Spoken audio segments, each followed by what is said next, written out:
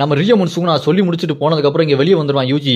UG இங்கே மெகுமியை பார்த்துட்டு கையை காட்டிட்டு இருப்பான். மச்சான் மெகுமி, அவ சொன்னது சுகுணாவா தான்டா, என்னதான் போட்டு தள்ளுமா அப்படின்னு சொல்லிட்டு கையை காட்டிட்டு இருப்பான் பாருங்க. அதை பார்த்துட்டு மெகுமி இங்கே வசமாக மாட்டிக்கிட்டான் போல இருக்க யூஜி, சரி எப்படியாச்சும் காப்பாற்றிடலாம் அப்படின்னு சொல்லிட்டு யோசிச்சுக்கிட்டு, சரி இப்போ யார் இந்த கலிங் கேமில் புதுசாக எத்தனை பிளேயர் வந்திருக்காங்க அப்படின்னு சொல்லிட்டு கேம் மாஸ்டர் கிட்ட கேட்க, அந்த கேம் மாஸ்டர் வந்துட்டு இங்கே 807 பேர் வந்திருக்காங்க அப்படின்னு சொல்ல, அதை பார்த்துட்டு அங்கே இருக்கவங்கலாம் சாக்கு, என்னது 807 பேரா, இவ்வளோ பேர் எப்படி வந்தாங்க, யார் இவங்களான்னு சொல்லிட்டு பார்த்தா கட் பண்ணா ஒரு சின்ன பிளாஷ்பேக்கு.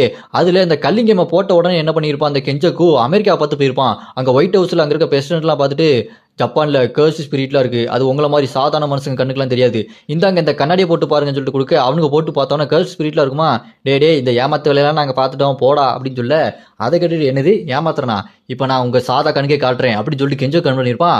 கர்ஸ் ஸ்பிரிட் அவங்க கண்ணுக்கு தெரியற மாதிரியே காட்டியிருப்பான். அதை பார்த்துட்டு அவனும் அப்படியா ஜப்பான்ல அந்த மாதிரி இருக்குதா, ஏன் இங்கே இல்லை ஜப்பான்ல மட்டும் இருக்குது அப்படின்னு சொல்லிட்டு கேட்க, அதை கேட்டு கெஞ்சக்கோ அதுக்கு தெங்கன் இருக்கணும், தெங்கன் நான் ஜப்பான்ல மட்டும்தான் இருக்கான், அவன் இருக்க இடத்துல மட்டும்தான் அந்த கர்ஸ் ஸ்பிரிட் எல்லாம் இருக்கும் அப்படின்னு சொல்ல, ஓ அப்படியா அதுங்க எவ்வளோ பவர்ஃபுல்லோ அந்த அளவுக்கு பவர்ஃபுல்லா அப்படின்னா உடனே ஜப்பான்ல இருக்க அந்த கர்ஸ்ட் எனர்ஜி இருக்கிற சாஸ்திரர் எல்லாத்தையுமே பிடிச்சிட்டு வந்து அவங்களோட சக்தி எடுத்து இங்கே எனர்ஜியா யூஸ் பண்ணணும் அப்படின்னு சொல்லிட்டு அங்கே இருக்க பிரச்சனை சொல்ல, அதை கேட்டு அங்கே சுற்றி இருக்கவங்கலாம் ஏங்க அதெல்லாம் வேலைக்கு ஆகாதுங்க, ஜப்பான்காரன் கேள்வி கேட்டா என்ன பண்ணுவீங்க அப்படின்னு சொல்லிட்டு பேசிட்டு இருக்க, அப்படியா இப்போ என்ன பண்றது அப்படின்னு சொல்லிட்டு பேசிட்டு இருக்கும்போது அங்கே இருக்க ஒரு சீனியர், அதாவது ராணுவ தளபதி, இல்லை நம்ம இதை செக் பண்ணி ஆகணும், இது எந்த அளவுக்கு பவர்ஃபுல்னு தெரிஞ்சாதானே நம்ம ஜப்பானில் போய் அவங்களை பிடிச்சிட்டு வரது ஒருத்தா எல்லாம் தெரியும், அதுக்கு நம்ம முதல்ல டேய் உங்ககிட்ட ஏதாவது சபிக்கப்பட்ட ஆர்டர் இருந்தா அதை வச்சு எங்களோட ராணுவத்தை சமாளிடா பார்ப்போம் அப்படின்னு சொல்ல, அதை கேட்டு கெஞ்சக்கவும் அவ்வளோதானே அப்படின்னு சொல்லிட்டு அவன் ஒரு கர்ஸ்ட் ஸ்பிரிட்டை வெளியே கொண்டு வரான் பாருங்க. பார்க்கறதுக்கே செம்ம ஜைண்டாண்டிக்கா இருக்கும். அது அந்த வெள்ள மாளிகை மேலே நிற்க அங்கே இருக்க அந்த ராணுவம் எல்லாம் வேகமாக ஓடி வந்துட்டே இருப்பாங்க அட்டாக் பண்ணுறதுக்காக.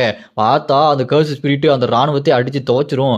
அதை பார்த்துட்டு பிரசிடென்ட்டும் சூப்பர், நம்ம உடனே போய் ஜப்பானுக்கு போய் அங்கே இருக்கிற கர்ஸ்ட் எனர்ஜி இருக்கிற சாஸ்திர மந்திரவாதி எல்லாத்தையுமே பிடிச்சிட்டு வந்து இங்கே வந்து நம்மளோட எனர்ஜி அதிகப்படுத்துறோம் அப்படின்னு சொல்லிட்டு அந்த பிரசிடென்ட் முடிவு பண்ணிடுவாப்ல. அப்படியே எந்த பக்கம் பார்த்தா நம்ம தெங்கன் யூகி சோசோலாம் இருப்பாங்க. அங்கே தெங்கன் யூகி கிட்டி சோசோ கிட்டையும் அந்த கெஞ்சக்கு ரொம்ப மோசமான ஆளு. அவன் ஜப்பான்ல இருக்க மொத்த மனுஷங்களையும் என்ன யூஸ் பண்ணி கர்ஸ்ட் எனர்ஜியாவும் கர்ஸ்ட் சாஸ்திராவும் மாற்ற ட்ரை பண்றான். அப்படி மாறக்கூடாது, அதுக்கு என்கிட்ட ஒரு பிளான் இருக்கு.